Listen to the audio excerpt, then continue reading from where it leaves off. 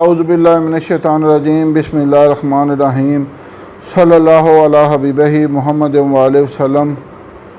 السلام علیکم ورحمۃ اللہ وبرکاتہ۔ امید ہے کہ آپ حضرات خیریت سے ہوں گے۔ میں حکیم صفدر تبسم حسین صفدر ہربل کلینک کی جانب سے آپ سے مخاطب ہوں اور آپ دیکھ رہے ہیں ہمارا یوٹیوب چینل۔ آج آپ کے لیے ایک ایسا بہترین نسخہ لایا ہوں جو لوگ کمی انتشار کا شکار ہیں اور جن کو مباشرت میں لذت نہیں آتی، ہر دو افراد کے لیے یہ بہترین نسخہ ہے۔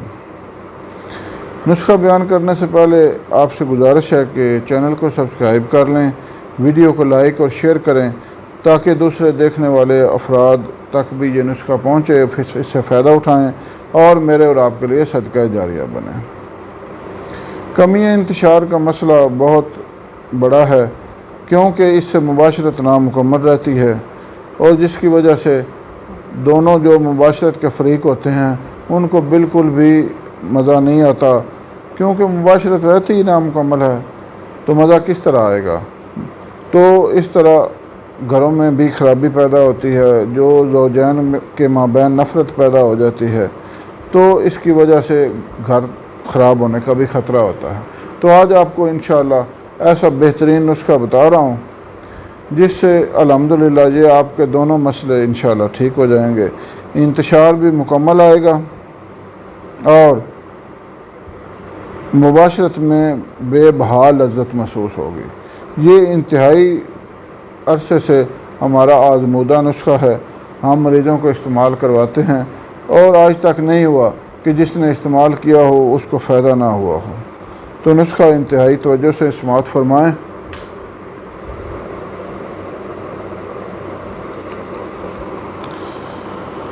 جی، آپ نے لینا ہے پارا 4 ماشا اور گندھک آملہ سار 4 ماشا۔ ان دونوں کو آپ رگڑ لیں، اچھی طرح رگڑائی کریں ان کی 3-4 گھنٹے حتیٰ کہ پارے کی چمک ختم ہو جائے، اس کو کجلی کہتے ہیں۔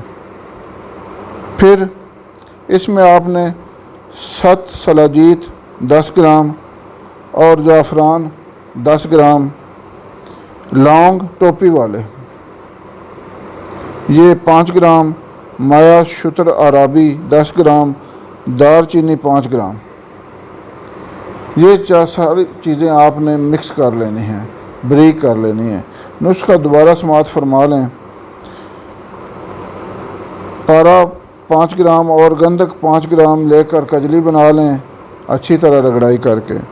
اس میں 7 سلاجیت 10 گرام، زعفران 10 گرام، لونگ ٹوپی والے 5 گرام، اس کو کرمفل گلدار کہتے ہیں، میں ویسے آپ کو سلیس کر کے بتا رہا ہوں۔